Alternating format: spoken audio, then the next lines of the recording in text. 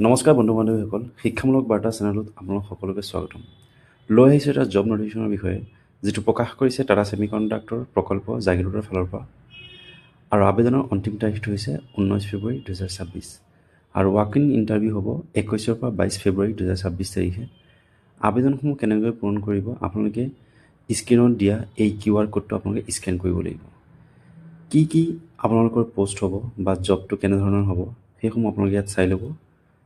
SMT process engineering manager, SMT process equipment engineer and technician, এনেধৰণৰ বহুত কেইটামান আপোনালোকৰ পষ্ট খালী আছে। এডুকেশ্যন কোৱালিফিকেশ্যন কি লাগিব আপোনালোকে ইয়াত চাই ল'ব। ইয়াত দিছে অৰ্হতা সম্পৰ্কিত খণ্ডত ন্যূনতম 3 বছৰৰ অভিজ্ঞতা, অৰ্থাৎ যিসকল কেণ্ডিডেটে যিটো পষ্টৰ এগেইনষ্টত আপোনালোকে এপ্লাই কৰিব, সেই পষ্টৰ নিচিনা 3 বছৰৰ অভিজ্ঞতা থকা হ'ব লাগিব।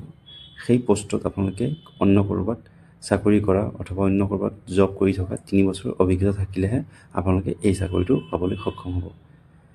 যোগ্য বিবেচিত প্ৰাৰ্থীকে সাক্ষাৎকাৰৰ পৰ্যায়ৰ বাবে আমন্ত্ৰণ জনোৱা হ'ব। এনেধৰণৰ নতুন নতুন জবৰ আপডেট পাই থাকিবৰ কাৰণে মোৰ এই চেনেলটো ছাবস্ক্ৰাইব কৰিবলৈ নাপাহৰিব। ধন্যবাদ।